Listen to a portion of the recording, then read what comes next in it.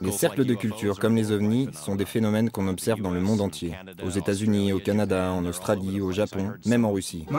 Ce que j'ai pu constater d'après mes recherches sur les cercles de culture, c'est que les figures de petite dimension ont été formées avec une précision mathématique et qu'elles ne peuvent pas être d'origine naturelle.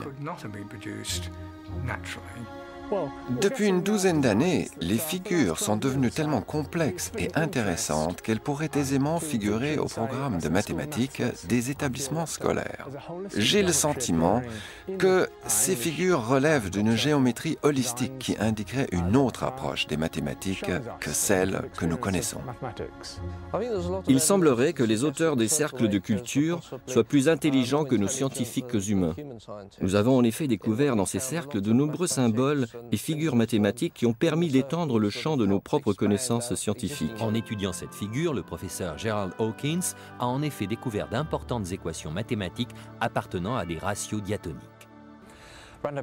En 1990, un chercheur de Washington, le professeur Gerald Hawkins, qui travaille dans le domaine des mathématiques pures, s'est aperçu en étudiant les figures dessinées par les cercles de culture qu'il existait une certaine correspondance entre elles.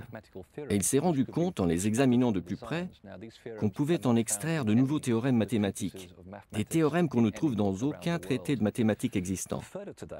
Non seulement ça, mais il a également découvert un cinquième théorème, plus général, dont tous les autres pouvaient être extraits. Ces deux hélicoptères de l'armée étaient bien en train d'essayer de nous chasser du site. Nous sommes remontés dans notre véhicule. Nous avons rejoint l'autoroute qui longe le champ et les hélicoptères ont continué à nous suivre de l'autre côté de la haie.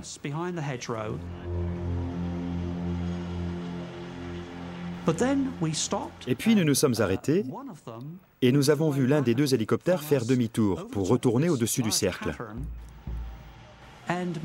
Il a pris un peu d'altitude et s'est approché d'une petite boule de lumière d'environ 45 cm de diamètre qui donnait l'impression de vibrer. L'hélicoptère s'en est approché tellement près qu'il est absolument impensable que le pilote ne l'ait pas vu. Dans le film, on la voit à ce moment-là disparaître pour réapparaître ensuite derrière l'hélicoptère, qui commence à tourner sur lui-même pour essayer de la suivre. Je suis convaincu qu'il y a une forme d'intelligence derrière ce phénomène, des êtres qui nous font savoir qu'ils sont là par le biais d'un symbolisme universel et multidisciplinaire. À mon avis, ils essaient de communiquer avec nous à l'aide de ces cercles et non par des moyens plus sophistiqués, afin que tout le monde soit au même niveau ou que tout le monde reçoive le même message, qu'il s'agisse d'un scientifique ou d'un enfant de 10 ans.